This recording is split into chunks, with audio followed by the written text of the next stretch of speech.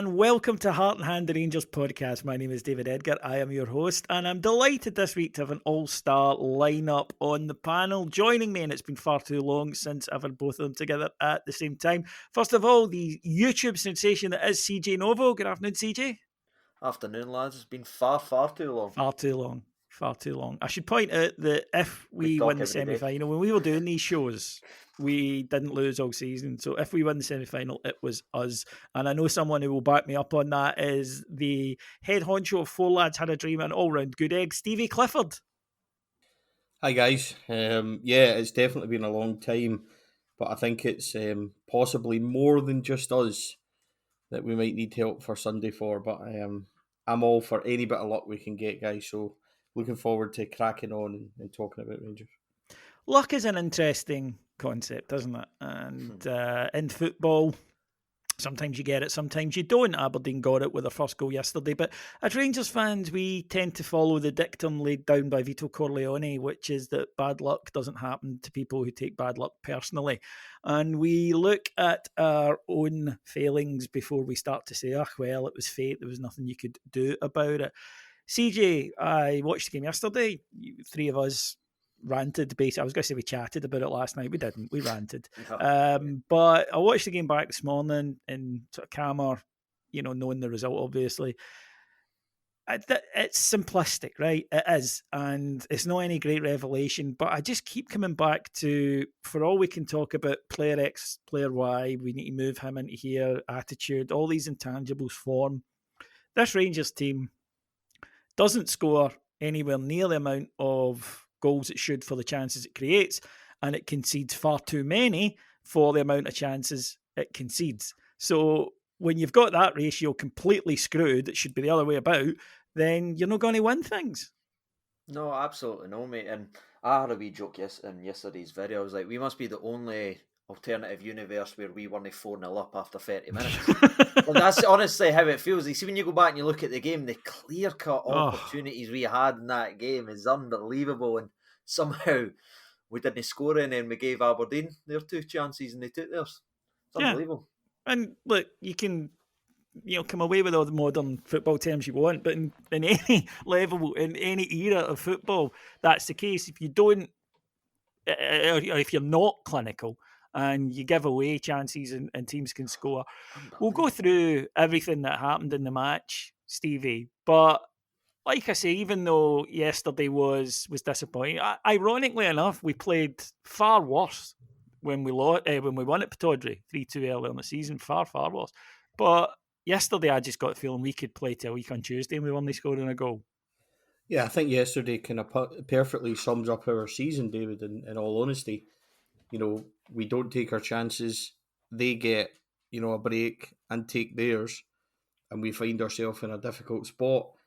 When Michael Beale's come in, we've managed largely. I think that's the first time we've failed to score under Michael Beale. So yeah, I think largely we've managed, and we have done that. We have managed somewhere to get a goal. And yesterday, when you look at it over the piece, you've seen a lot of criticism of certain individuals in that, which I think is easy and kind of misplaced. But it all goes back to the same thing, David, which has become apparent. And we said it at half time, first half was fairly competent. We don't have a good front line. We don't have anybody there that's able to put the ball in the net. And that's the biggest problem. So it's not suddenly kind of revolutionary what's happened. Michael Beale's spoken about it in recent weeks quite a lot. Around 2 boxes is where we need to win games, and yesterday it just caught up with us. I don't think I'm unfair in terms of I do expect Rangers to win every game, but I'm realistic enough to know that isn't going to happen. But CJ, a Rangers title winning team or any title winning team goes in yesterday 2-0 up. You can occasionally have one of those days in front of goal. Absolutely get it. Keeper is a world day. Your forwards have left their shooting boots at home. Absolutely, right? Mm-hmm. But every week I feel I'm talking to fans and we're all saying the same thing, which is, we should have scored more goals. Even when we've won, but we should have scored. We should have been comfier because we're just so... I joked yesterday at Podwell, bitterly, through the tears, joked yesterday in the podcast, our forwards couldn't finish a Fredo, and it's true. They're just so... Yes. They need a lot of chances, and you're never ever sure. Like when Sakala goes through 1-on-1, you're not thinking, oh, that's a goal, the way you are with certain players. And unfortunately, that's the case with all of our front line. A chance like that, yeah, they might score it, but it's never a case of they're going to score it and it's a surprise if they don't. Yeah, I mean, if you do that, just like we said with Segal, if you put that way Morelos or any other front three, you're no thinking yourself, oh, well, that's in, definitely. I mean, the only ins you would probably say are two guys that are injured, maybe Kamara and maybe Cholak, but that's just the kind of way you go with it. I mean, maybe Kamara is our best finisher, but we can't get him on the park, so the ones we can get on the park can't finish. So it feels like it's just a cruel joke, David. You know what I mean? All our best players will never play, and he ends at play, can he score? It's like, well, what's happening here this season? But that game, that first 30 minutes, like I said, we should have been out of sight, but that's been us all season long. I mean, this is our first podcast in a while, but we speak, the three of us, pretty much every day. And we have pretty much the exact same conversation every day.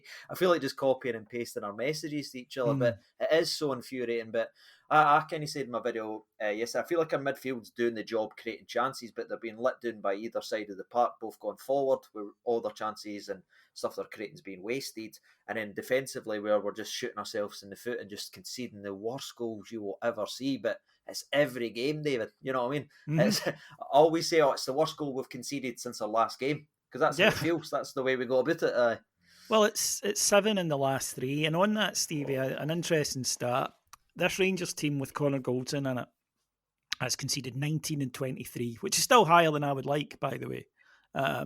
So I'm not saying that's brilliant, but 19 and 23. Without Connor Goldson in the team, though, it's 15 and 10. Now, it goes from being, okay, should be a lot better, but still, to that is utterly dreadful. And what that says to me is that you've got a back four who, if he isn't there to hold their hand, basically, and tell them what to do, is far, far less effective than you need it to be. And that's a concern for me. Yeah, if we journey back to the successful season, David, when it was closed doors, and we've spoken about this before, and you were there weekly, I saw a couple, but it was very evident about how loud and how vocal Connor Goldson was. And, you take that out of that back line immediately, then we've got some quiet defenders in there. Borna Barisic isn't a shouter. Ben Davis isn't a shouter. John Souttar seems to be quite quiet. And Tav is, but he's not the aggressive kind of leader that Connor Goldson is. So I think that immediately creates an issue. And then aside of that, just in terms of vocally leadership, actual performance in his leadership as well, organisation, blocks, the passing and stuff like that, David, I think it's just, it's very obvious. And I think Michael Beale said it when he first came in, that we needed a centre-back. I don't think there's anybody that could watch us over the last 4 months and say that the partner of Connor Goldson has been completely solid. Unfortunately, what's happened to Ben Davis and John Souttar, to a lesser extent, I think that John Souttar's kind of came on maybe the last couple of weeks, but there's still been a few errors there that I think Ben Davis has completely fallen off a cliff. Yesterday, again, he was given a really hard time by Majowski. He does lose him for the second goal, kind of arguably. He leaves it to Borna. Borna leaves it to him, which shouldn't be happening. A strong leader in there should be dealing with that. But I think it's quite clear, and the evidence that you provided there as well just means that it's another problem position, David. Unfortunately, the best centre-half we have, arguably, to play alongside Connor Goldson, Philip Hollander, is the exact same as CJ just described for our forward positions.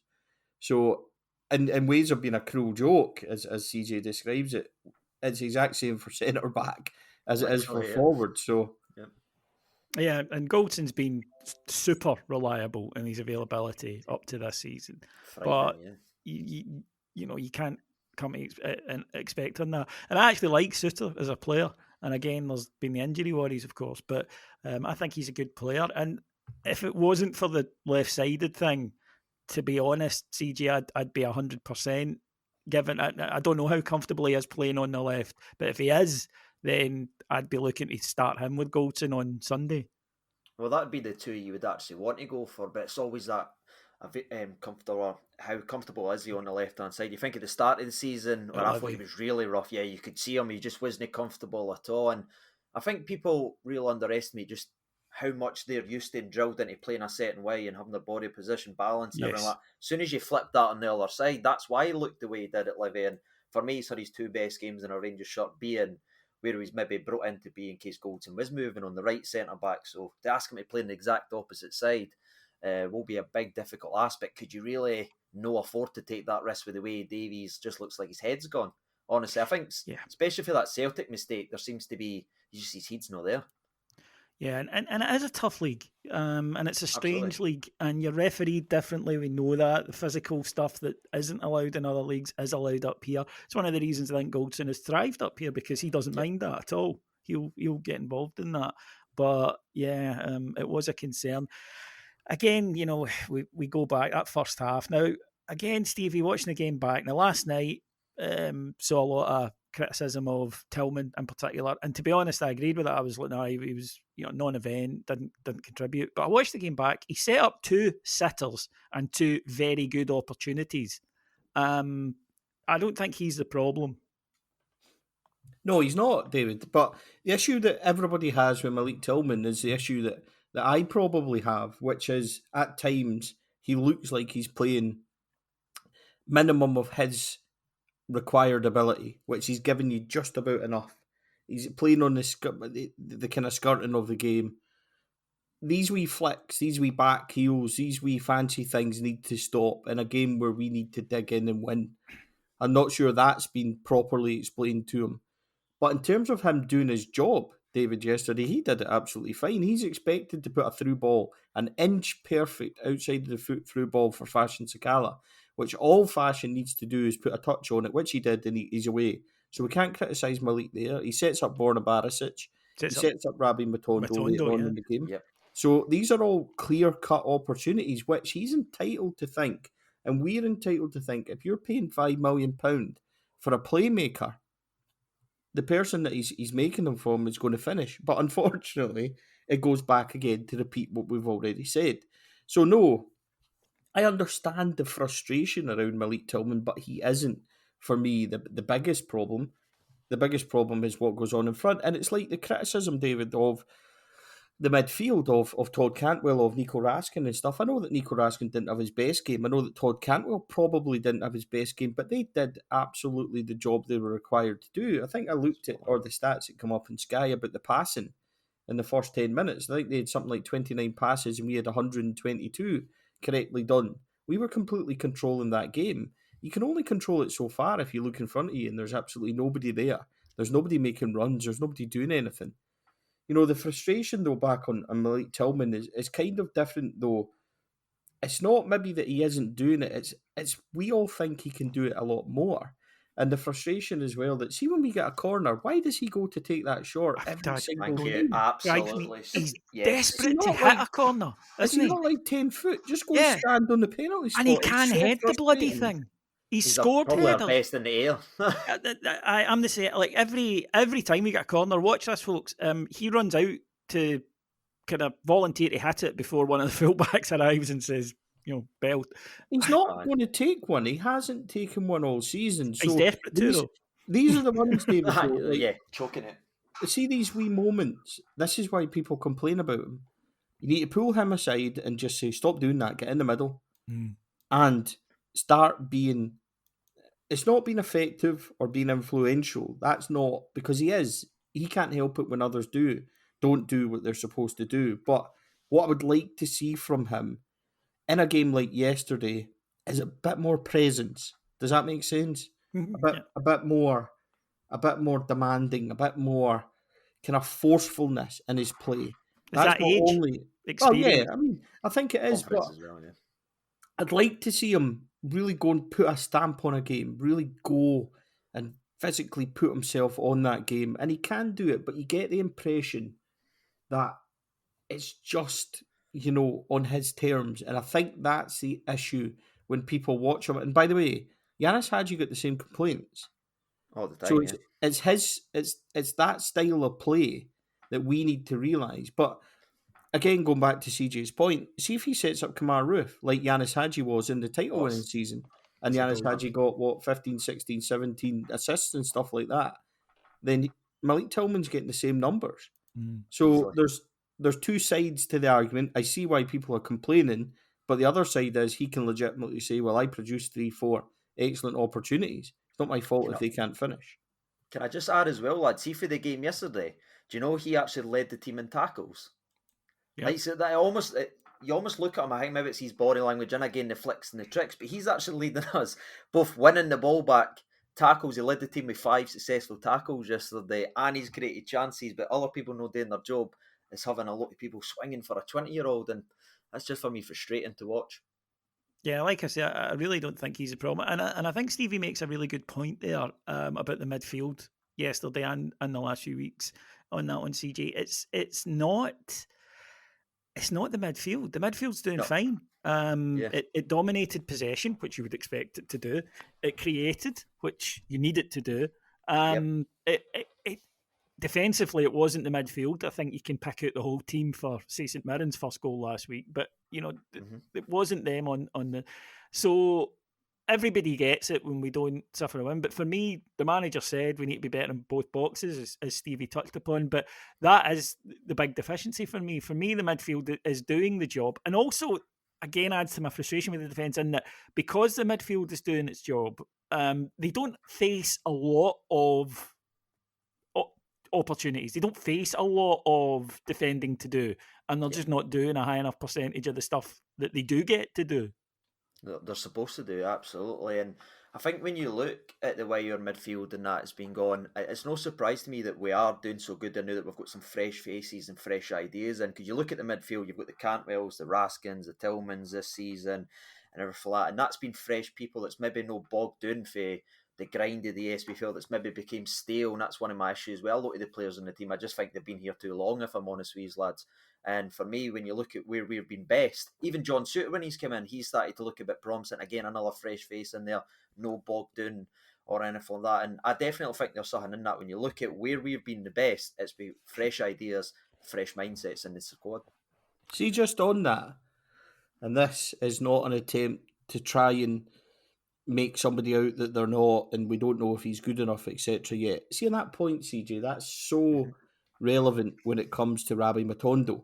Because I think everybody would have watched him yesterday and thought, right, if you weren't 2-0 down and you were getting that kind of substitute performance, you would be all right with it. Because I thought he came on and he did okay. He looked kind of bright. He looked fresher. He's missed a, like, by a ball here. He's missed that chance. It wasn't a terrible attempt. He should score, but I know what you mean. It's so close. How it moves out is unbelievably unlucky. Kind of sums it up a wee bit. But it's that freshness thing, David, that CJ talks about. And it's probably why a lot of us have said, you know, and I think we can legitimately say now that this split, after next week, this split, he needs to really try things and have a look at players that we're going to learn nothing from the last 5 games about Ryan Kent. Or Borna. We're going to learn nothing, you know, the last 5 games about Alan McGregor, etc. So make the changes and let's do what CJ's talking about. Is that freshness? And he's completely right. John Suter, Nico Raskin, Todd Cantwell, and that. It's the legs and the energy as well, and that freshness. We need that. I can understand as well Michael Beale saying, you know, it's not a rebuild, it's a revamp. Well, he's talking about getting 4 or 5 players in the summer. He's already added 2 first-teamers. So that takes us up to 6, 7 players. That's a rebuild. Yeah, plus Lawrence, maybe, you know, if he comes back, you can put a few players around it. So we're still in the same position.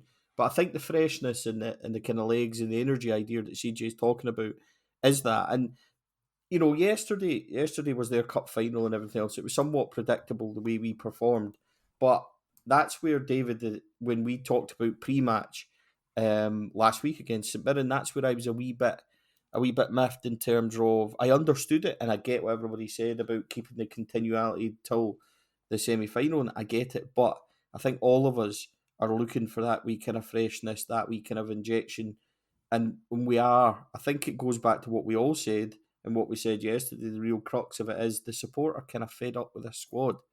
Everybody just wants the summer and wants movement now. That's why we're overthinking things like Michael Beale's comments last week about who's staying, who's going, etc. I think everybody now really is at the point where let's get this squad done and get some freshness in as quickly as possible. Well, And sorry, see see on with that. Go on, sorry, Stevie. I was just going to say there. See, when you look at a lot of conversation now with the players, maybe like the Camaras, the Alfredos, even the Kents, people are starting to say, and I kind of made a video on this the other day, where are they overrated or have they been underrated? I think a lot of these players have been good players that have just become stale. If I'm honest with you, that's just how I feel about it. So I feel like there's a lot of revisional history and people starting to pick holes. I think they've been good players, they've just stayed far, far too long. And just echoing what Stevie's just said there perfectly is we do need that freshness. Yeah, see on that, the comments that Stevie referenced there were Bale after the game against St Mirren said, well, if you look at the players who were there today, Barron, McGregor and Morelos are going to be here next season. I think that's where there is a divide, if you like. That's where I think the manager and the squad part ways, the manager and the fans part ways a wee bit. And I'm just interested what you think on this, lads. That when he comes out and says something like that, we've just been St Mirren 5-2, right? And he's thinking, right, it was a good, there's some good performances out there. There was some bad things defensively, but there's some good performances. And he says that thinking it's a positive. He says that thinking the fans will go, right, good, that's, a solid base to build on and he can get his new players in. Whereas instead, the fans don't think that because of that point that Stevie made, because with a lot of these guys, we're just kind of done with them. And I'm not saying, by the way, that that's right. I'm not saying that you can't make a logical argument before anybody, sits and says, well, what about player X who's done this season and player Y who's done this season? All of that is valid, but I'm just talking about the way that the support feels about a lot of those players. Because I agree with Stevie, I hear from a lot of Rangers fans and it's the same thing. It's, I'm done with X, Y and Z. And whether or not that's correct or right or fair, it is true. It is what they feel. And I wonder if Bill maybe needs just to realise that if you keep some of these players and they do the things that we know they will do next season, the fans they'll be mental. They'll go absolutely livid because it's just been one too many. For a lot of these guys, they've just one too many times we've seen things we don't want to see. And regardless now of what they do in the future, the fans have made their mind up on a lot of these players, and that is a reason you need to keep moving players through. And it isn't just us, by the way. Liverpool fans, and you think of the success they've had the last few years far more than us, they're saying the same thing about their squad. There is a natural, I think, end time for players at clubs, and for a lot of our squad, they've reached it. No, I agreed, mate, 100%. And it's something that's been quite evident to everyone. We've all been having this conversation with ourselves. It's just they've had too many races run. Do you know what I mean? You can see it now, and we're talking about it as fans. Can you imagine maybe even from their perspective and everything? They're probably feeling that way too, because there's been a lot of players that's maybe thought they were going to be moving on at a certain point. There's been a bid came in, it's been rejected, blah blah blah. They've been waiting, and then they've no go to it. And I just think they've just been bogged down. It's a very tough sledding, if you will, the SPFL Special Range. You've got to win every game and everything like that. And everyone says they love doing that, but after 5-6 years, do they really still love it the way they do? Because they certainly aren't playing it like that way to me. So I think they might need a fresh idea just for themselves, in my opinion. Yeah, I agree. I think people need new challenges from time to time, Stevie. And we speak a lot about managers and shelf lives, and I think it's kind of commonly held that about 4 years in the modern game is generally when managers need to start thinking, because people, it's just natural for us, because once you get comfortable somewhere, then you get comfortable. And at Rangers, there are a few players who look, and again, might be unfair, but look to us as supporters, as laymen, like they are too comfortable and that they're comfortable in the position that they're in. And what you need is that, I don't think it's coincidence that Cantwell's brought energy, Raskin's brought energy, as you said, because here are guys with something to prove. They need to win over the fans and they need to go in. And I think that is something that you've needed. And of course, because we'll always look across the city, unfortunately, when they're doing better than us. They had that. They completely refreshed their side after we won the league. And yes, they've done remarkably well in transfers, probably freakishly so, and I doubt the hit rate will keep up. But you still need to do that, to give yourself an opportunity of just that sense of freshness, because the fans are fed up with the staleness at the club. And that, I think, is what's leading to a lot of this deep frustration that's always just bubbling below the surface. Yeah, I mean, look, spot on. I think, what is it, the old saying, David, familiarity breeds contempt? I don't think there's a contempt there from the players. But what happens is, see when Ryan Kent doesn't get moved on, see when Alfredo Morelos doesn't get moved on, same with Glenn Kamara and whoever else you want to Borna Barisic, the players kind of regress a wee bit into themselves, I think, in terms of, well, we are nice and comfortable here. And there's a lot of them that I look at and they are comfortable. They're getting the big money, they're getting the adulation and everything else. And we've maybe then been guilty of a fan base as well of maybe making them out to be something that they're not. I know that, we get excited. I get really excited by some performances and then get really down. There's no really middle ground. I've tried to stay there with Malik Tillman as much as I could because I was very quick to judge on John Lundstrom. I was very quick to judge on Ben Davies, very quick to judge on these guys. And I get it. Like, it's difficult. But for me, David, the whole kind of familiarity thing, it is where we are. There's just that freshness we have lacked. I get it, you can't sell players if we don't get bids, right? So what I'm saying is very simplistic. But 2 or 3 of them moving on per summer would have helped the freshness. It hasn't, it's stopped. It's become quite stale. And I think that's where, see, this is something that I think kind of sums up exactly where we are. Scott Arfield is an all-round good player to have in our squad. He's somebody that will get between 10 and 12 goals. He's somebody that will always make an impression, will always pitch in. He's somebody, David, in the great sides that we look at and the 9-row sides and everything else, he's somebody that would have been useful in all these sides, but we don't want him. And it's not because it's him or because of what he delivers, it's because everyone's fed up with this squad. That's exactly where we are.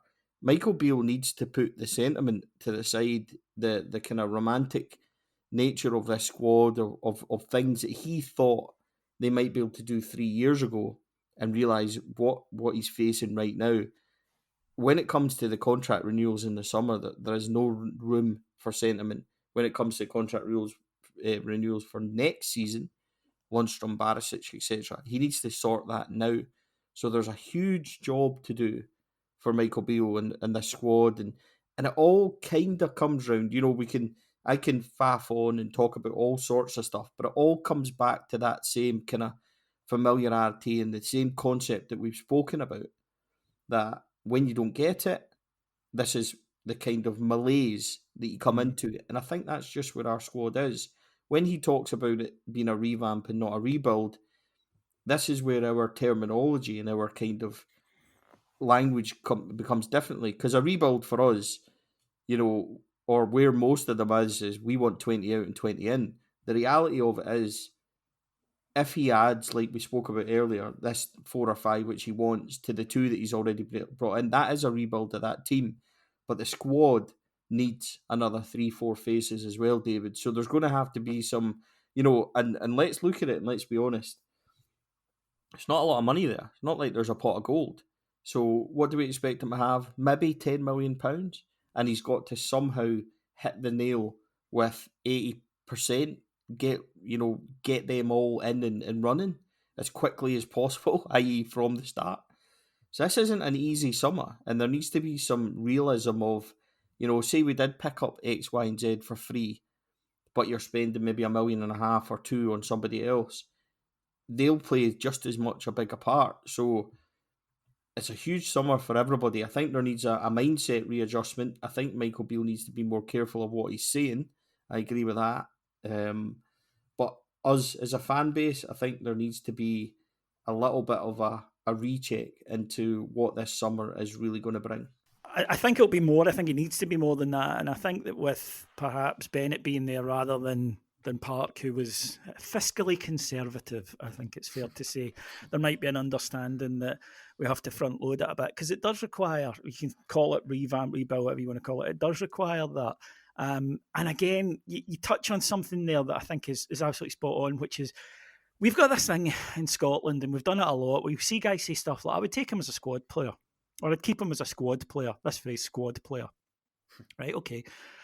And then when the person has to play, they go, oh, he's playing. Oh, no. That's not a squad player then. Literally, yeah. An example of that, the manager spoke yesterday about we've got guys coming back next week. Hopefully Scott Wright makes it. And a lot of the reaction I saw was kind of, quite sarcastic to that. People going, oh, great. And that's an issue because realistically, he's not going to do. He hasn't. So, really, we've got Scott Wright available, magic. You need to have players who can contribute, be it off the bench, be it as cover. Yes, there's always, at any club, there's going to be a drop. Well, maybe Man City, but most clubs, there's going to be a drop from your first player, your first choice to your second. It's how big that gap is. And if you've got a bench full of guys that you're looking at, and clearly the manager did yesterday have a bench full of guys that he didn't trust to come on and affect the match.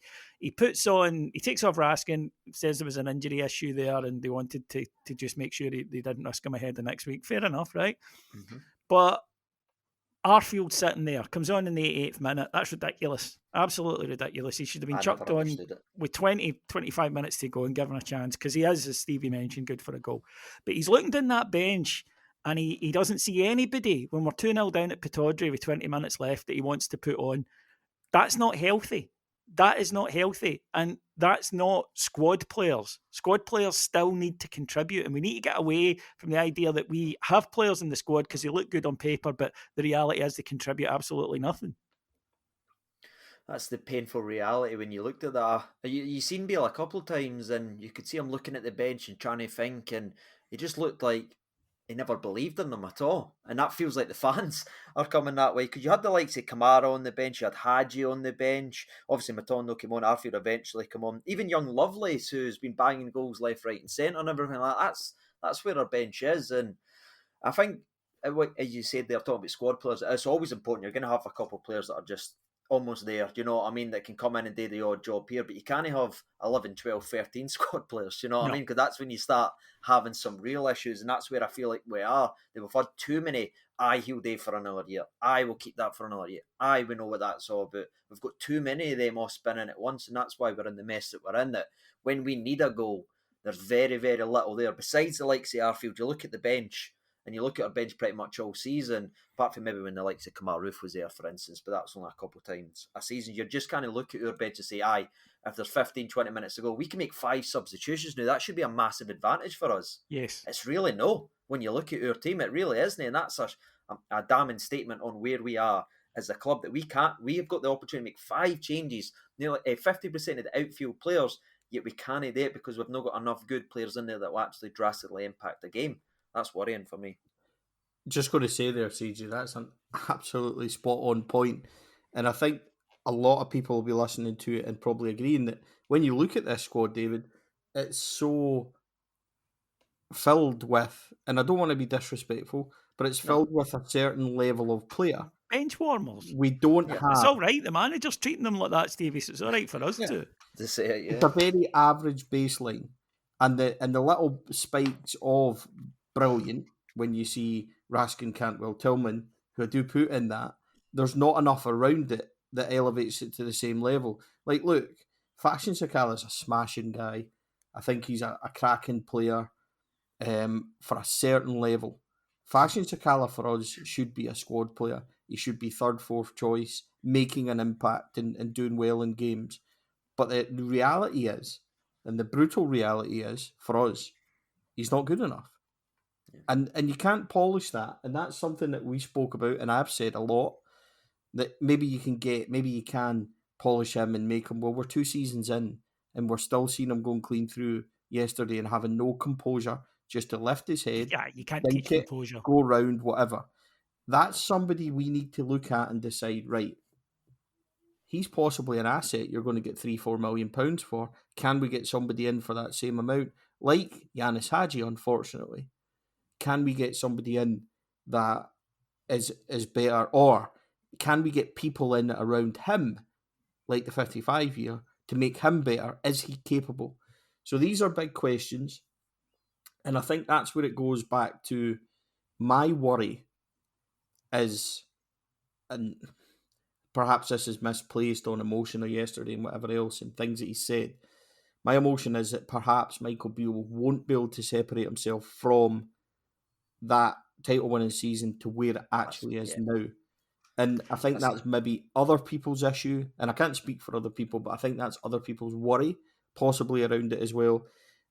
We would like to see a ruthlessness about the summer business, David, and I think that would kind of recharge and revitalise everybody. Yeah, I think that there's evidence for me he's making that journey, Stevie, and I'll tell you what it is. It's Glenn Kamara, because when Bill arrived, he spoke, publicly and privately. He spoke to us as well about Glenn Kamara. Basically, that he's lost a bit of confidence, but what a great player. He's going to be important. He's going to be really important for us. I know what he can do. I trust him, all the rest of it. And he's so far out in the cold now, he's in Siberia. Right? He's just he's just got no interest at all in using him. Yep. And I'm glad in a way, because he's clearly reached because Kamara, he doesn't want to be here anymore. He needs a move for himself. Just to go back to something we touched on 10 minutes ago. He needs a move. He needs a bit of freshness. And you're right. I hope that he looks around the rest of the team and says, right, these are good lads. I know that. They're good pros, but... And that's where the but has to come in. And you're right, he has to be harsh, because at the end of the day, if he sticks with the majority of these guys, CJ, they'll keep doing what they do, which is they'll beat the majority of teams in the SPFL. Yep. And then every so often, and in a really big match, they won't cut it, because that's what they do. That's literally what they've proven to do. It's been... People can talk about blips and bad runs of form, everybody goes for it, but that's not what this is, what we're seeing now. This has been about a year and a bit, because you think even towards the end of last season with some of our league form under, obviously, previous manager Gio, but something you said about Kamara there actually makes me think also the goalkeeping situation, because when Beale also came in, David, remember, he says he's very happy with the goalkeeping situation, he might even move Robbie McCrory out on loan come January. And then after a couple of weeks, after a couple of performances, it was like, well, I'll probably give Robbie McCrory an opportunity to actually play. And I was like, yeah, I think he's starting to see that maybe, like what Stevie mentioned there, that the 55 goggles of that season has wore off. These players have changed. They're not the same impact players. They're not as hungry as they were, or maybe they're just not as young as they were a couple of years ago. So I think that's, for me, Beale has suggested that he's going to start making these changes, but for me, lads, and I don't know how you feel, with the rest of the league games, I'd like to just see these changes now. You know what I mean? I know we kind of touched on it earlier, but we're not going to learn anything new to these players by playing them with the last couple of games. Given the boys that's going to be here next year, maybe there's no had a lot of game times. The Red Vans, for instance, let's see what he's got. Let's give him a run of games.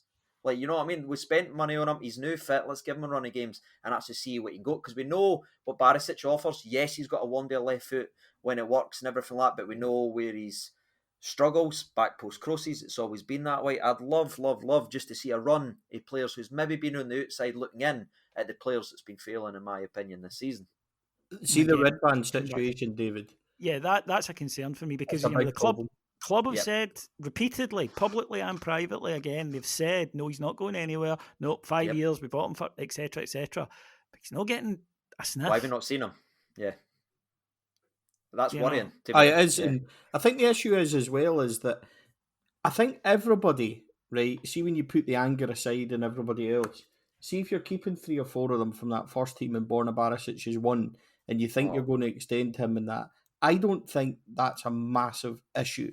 I think the issue comes when he gets comfortable and there's nobody pushing him. Ideally for me, I want Redvan pushing him as much as possible. But if Beale doesn't trust Redvan and he hasn't seen enough of him, because it's been 5 months now, 6 months, and I know there's been injury issues there, but if he hasn't seen enough and he doesn't really believe his stock's still high enough that you could ship him back to Turkey for the 3-4 million that we paid, a lot of that 6 million tag, I believe, David, is made up on appearances and everything else. So we won't have hit that anywhere near it. So you're looking to recover the base fee, 3-4 million, like the Ben Davies deal was 4 million with add-ons and everything else. We should be looking at these guys and making the really tough decisions of Ben Davies' stock still high enough down south. Redvan Yilmaz's stock still high enough back home in Turkey for him. Can we really, or do I really count on these guys? Have I seen enough? Am I really convinced that they're going to push the others? Because if they're not, we need to recycle them quickly. And that adds to the issue of we only need 4 or 5 in the summer. You might need 4 or 5 ideally, but there's other big decisions. That 4 or 5 surely can't include if Morelos and Kentley, for example. So the Redvan thing, I agree with CJ. We need to somehow see, and I know he's been unfit, so perhaps it's a bit unfair, but in these last games, aside of what happens next Sunday, we need to see, and you need to really try and figure out. Same with Abby Matondo. A lot of us have made judgment. We need to figure out if there's anything there at all that after a good pre-season we can work with. Yeah, that as I say is one of my concerns, because if you have squad players the manager doesn't want to play, then they shouldn't be in the squad. And that is unfortunately a thing that we've had. It's one of the reasons that I know the three of us have been quite critical of the now departed Ross Wilson, and that was one of it. Rangers had far too much money every week sitting in the stand for one reason or another, be it injuries, be it that the manager doesn't seem to want to pick them. And it was across 3 transfer windows with 2 different managers. So because of that, we're in the position that we're in. Now, obviously, thoughts turn to the game at the weekend. We won't go too much into it today because we have the preview show later in the week, and this is more about the weekend. But it's fair to say, CJ, this is last chance, death or glory moment for this squad. Yeah, this is when they need really. I mean, I've said it in the last couple games, especially the most recent one, obviously at Parkhead. They had to stand up and be counted. We obviously know the way that game actually folded. But I'll be looking at the players and I'll be looking at the starting 11 because this is all we've got left to play for. There can't be no excuses. There can't be anything that's holding this team back. They need to start the game off strongly. We've not done that well enough, in my opinion, at Hampden in the last couple of games that we've actually played there, in my personal opinion. So we have to just go there and unleash it. Let's see what the players have actually got. And I think his starting 11 will tell us a lot. And the way that starting 11 actually performs in this game to show they've got a wee bit of fight in them, David. Do you know what I mean? Mm-hmm. The psychological edge, it feels like it is all tipping off Celtic's way. And a lot of their players look beat, in my personal opinion. So I would like to see them actually stand up there, rubbish that, and just go for them and see where they go for there. Because there is good players in that team. We've got some fresh new. Raskin's fit, Cantwell's there, etc. We just need to see them perform in what is the biggest game that's left of your season by miles. Yeah, and Stevie, CJ spot on. There was something. We've been at Hampden twice in 2023, and both times Rangers have only played for the second half. Yep. Yeah, and something else he said is spot on. Wouldn't it just be, and this is, again, I'm as guilty as probably saying what Michael Beale can't be, that whole romantic side, but wouldn't it just be lovely if Ryan Kent decided to show up? Yeah, just one last time. Yeah, look, like the Undertaker putting on the hat one more time. But it's only make this one song go out in an absolute. Because I agree with you, Stevie. Him and Morelos are going. Then go out in an absolute high. Yep. Look, look through the spine of that team. Get yourselves together and say, one more time. Let's dig as deep as we can. Give it absolutely everything. And if we come up short, we come up short. We know they're not good enough. So it's not teaching us anything that we don't already know. But see, instead of playing on the edges of everything like we have done at Hampden the times that we've been there and being tentative and being nervous, you don't need to be tentative or nervous because we've already written you all off anyway. So just go It's true. It's true. Go and do it. Go and perform. Go and give it absolutely everything. Leave it all there and see where it takes you. Because you know what, lads? This is the truth of where it is. They beat us by a goal every time. 2-2 at Ibrox. And then there was the 2-1 cup final and the 3-2 game. Now, we've not played anywhere near where we want to be. And we're not performing in these games. Even the Ibrox game, first half, it took us ages to get into it. So we're not anywhere near where we want to be. It's not like they're ragdolling us. So there should be a realisation in that squad. And I don't want anyone coming out and saying, we're going to do this, we're going to do that. And I understand there's press conferences. Just keep the zipper shut. All I want them to do is take a wee bit of realisation from that and to say, well, look, we haven't put our best foot forward yet. They've beat us by an odd goal here and there, and it was a draw the other one. Let's go and give this absolutely everything. And by the way, see if you peek over the wall at the other side, they're not in the best vein of form either. A lot of them are starting to pick up wee knocks and are injured and stuff either. So it's not like we're hitting them in maximum capacity, but please stop handing it to them. Yes. Go and give it absolutely everything. See where it takes you. A final swan song, CJ. What you said there's perfectly. can we just get that from Ryan Kent? Shake his hand, wish him all the best, move him on, best for everyone possibly, whatever, a different argument perhaps, but perhaps that's been romantic, like I'm saying Michael Beale shouldn't be, but going to just get tore into them and see where it takes us. Yeah, fans are allowed to be romantic. It's just when it comes to the actual decision making, that's when you need the guys that are paid to make those big decisions to be ruthless. Right then, folks, that will do us this week here on Heart and Hand. I would like to send a massive, massive thank you to the two lads for giving up their time and joining me today. Firstly, to Stevie. Yeah, thank you. Listen, much appreciated. Something that CJ and I were discussing, David, actually, is that it's nice. We don't come on here with an agenda. We don't come on with, let's talk about this, lads. Let's make certain points. It's all organic. This is how we discuss, Rangers in our chats, and probably how many people do discuss it when they get together as well. It's just pals, just talking about the club, and you can all see we're desperate just to have that moment. Yes, very much so. I think we bloody well deserve it. Aye, that'd be nice. Aye, yeah. I do. I do. I honestly do. I think we deserve it. But you're absolutely right. There's no point Heart and Hand shows ever having an agenda if I'm on it, because I forget and get to the end and go, oh, fuck. So it's easier just to do it this way. And CJ, thank you so much, my man. Much appreciated. No, it's always a pleasure, lads. Thanks for having me on. Right, folks, plenty of content in Heart and Hand and Patreon. Always go and check out the lads' sites as well. CJ is on YouTube. It's the CJ Novo 992 channel, and you'll get him on Twitter there as well. Stevie at 4 Lads Had a Dream on Twitter, and of course the wonderful 4 Lads Had a Dream website. My thanks to our executive producers in London, Mike Lee and Paul Myers. I will be back here next Monday, hopefully toasting a famous victory. Until then, enjoy your week. I'll speak to you again soon. Take care, everyone. Bye-bye.